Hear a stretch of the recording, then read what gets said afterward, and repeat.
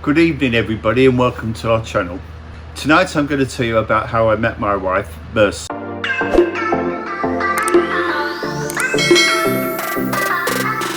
I knew I was coming to the Philippines to see my very good friend Joe, who's a pharmacist like myself, and he was living and still is living in Tarlac.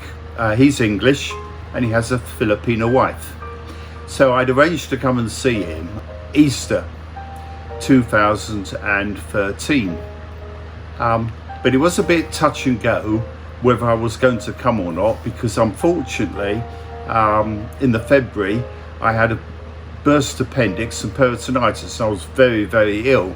With hindsight, I probably wasn't really well enough to travel to the Philippines, but I did, and I'm glad I did, because if I hadn't come to the Philippines I wouldn't have met my lovely wife Mercy. I wouldn't have two lovely children. So before I came to the Philippines, I did what most people who are traveling to the Philippines to find a partner. I went on a dating site, and I only went on the one dating site. I went on dating in Asia. With hindsight, it probably isn't the best website to go on. I didn't have any problem finding people to have a dialogue with, and especially when they knew I was coming to the Philippines, that made it a bit more easier. When I was with the online dating, I ended up with about 6 girls that I had a dialogue through the dating site. But although I had quite a few more people, by the time I took out the ones that weren't genuine, and then the scammers and the ones that couldn't spell or were illiterate, it whistled down to about 6 candidates. And I was very clear. I was coming to the Philippines, so I wanted to find a permanent girlfriend and rebuild my life. Before I came to the Philippines, I'd arranged to meet 4 girls, including my wife. And although even before I got on the plane to come to the Philippines, Mercy was the girl that I got on best with. By far she was outstanding, if I can use a horrible word, candidate. But I didn't want to have a choice of one, and I needed to have a benchmark to assess Mercy by other girls. First of all, I came to Angeles. I got into the hotel about 2 o'clock in the morning, and I'd arranged to meet a girl at lunchtime. Anyway, I met this girl at lunchtime and she was totally bemused by the hotel. Obviously a simple girl, as they described themselves, and she ordered the cheapest thing off the menu, that was chicken, and wasn't very comfortable at all with me. And I realised that we weren't going to be a good match, and so I made my excuses and gave her some taxi money or trike money, and off she went. I then got a little bit of a sleep in the afternoon, had a shower, and then I arranged to meet a second girl. Now the second girl was as different as chalk and cheese to the first girl, very much more sophisticated, obviously a gold digger type. We had dinner in the hotel as well, and she ordered the most expensive steak dish on the menu. It didn't take me long to realise that she wasn't suitable. Other extreme, sophisticated, but obviously a gold digger, and I didn't think she was particularly genuine. So I made my excuses and put her in a taxi or a trike. In fact, I think she asked for taxi money, which just summarised everything. By this time I'm really tired now, so I go to bed relatively early, and I wake up the next morning. Joe then picked me up and we went back to Tarlac, and I met him and his wife, and they were really delighted to see me. So anyway, they said they'd take me to Subic, to the seaside. So we went to a hotel called, I think we went to Treasure Island Hotel. But there was the 3 of us, so I was a bit of a spare part. So I ended up in the sports bar there and was talking to the owner, who was I think Australian. Lots of these bar owners in the Philippines tend to be Australian.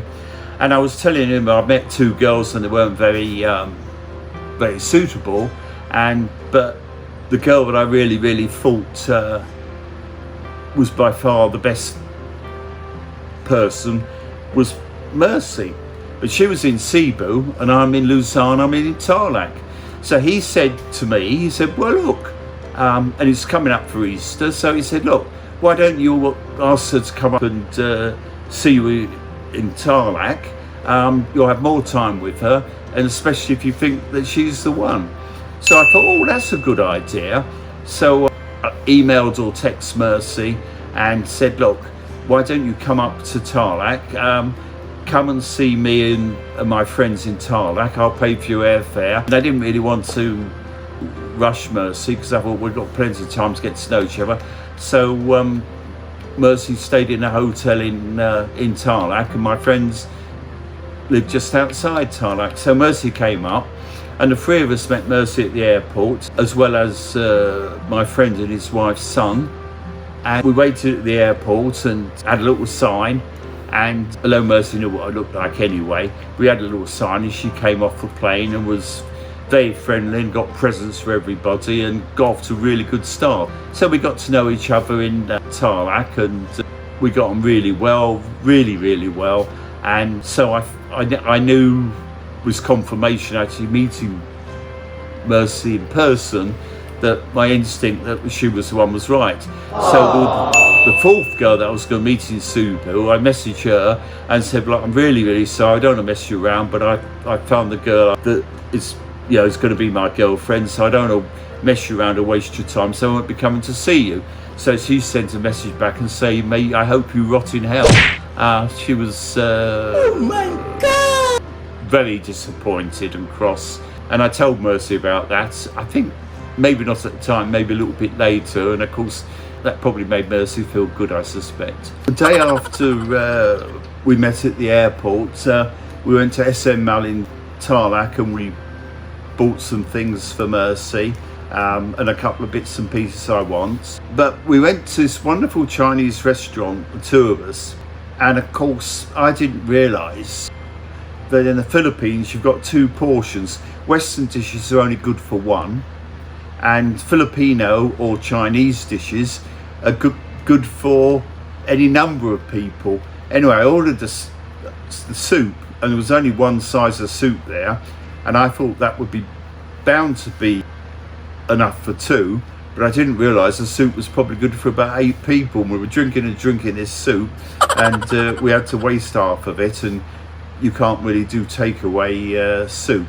Although the thing I have learnt 7 years later being in the Philippines, that it's not unusual, in fact it's expected, if you've got food over, you have a doggy bag and you take it home with you. Now that's something that you wouldn't do, that's something you wouldn't particularly do in England or Europe. It's America, yes, they do it a lot in America, but in the Philippines it's the norm, but I should think because food is hard to come by for poor people, the culture is that you don't waste food in the Philippines. So I had a wonderful Chinese meal, and that was very nice, and I have fond memories of that Chinese meal. And then that was really funny because I booked the flights obviously for Mercy, and so anyway I was talking about going back for her going back to Cebu, and we go to Cebu. And Mercy said, oh, we're going back together, as if we were going back on 2 different planes. I said, of course we're going back together. When we got to Cebu, we stayed at the Radisson Blur. That was really nice. Having really thought, well, Mercy's the one, I thought, well, let's have a little treat. So the two of us went to Bohol, and we went to Amaretta, which is one of the top 10 hotels in the Philippines. Wonderful hotel. That was very nice because Amaretta Hotel's on the cliff, and you go down a few steps and then onto Pangalal Beach, which is really nice. And the views are very good for Amaretta. You have these little villas, you have a plunge pool, and you can have your dinner in the restaurant, or you can have your dinner on your own little veranda. So that was the time I was in the Philippines, and we really got on like a house on fire. By this time we were even making discussions to furnish a house in the Philippines, and our relationship just accelerated. As I was due to be going back to England and leaving Mercy back in the Philippines, I was already planning to come back in late July, and we did a grand tour of the Philippines, and we visited Luzon and Palawan, and did quite a trip, and then came back to Cebu. And then the third trip was very adventuresome, because instead of coming back to the Philippines, I organised a holiday in Thailand, and Mercy flew from Cebu to Bangkok, and then I flew from the UK to Bangkok, and we actually met at in the transit at Bangkok airport, a bit like a movie really. We met in the transit at Bangkok airport. Because Mercy and I were getting on so well together, our relationship really blossomed very, very quickly. And I discussed with Mercy whether or not she wanted any children. Now, Mercy hadn't had any children, and yes, she did want children. So we basically agreed that we wouldn't particularly plan to have children, but we wouldn't take precautions, and if children came along, well, they came along, and that would be a blessing. And on the second time of meeting, probably when we're on the islands of Coron,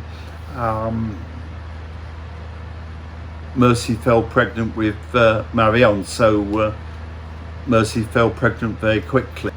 And then when we got back to Cebu on the grand tour, my eldest son phoned me up to say my father had passed away.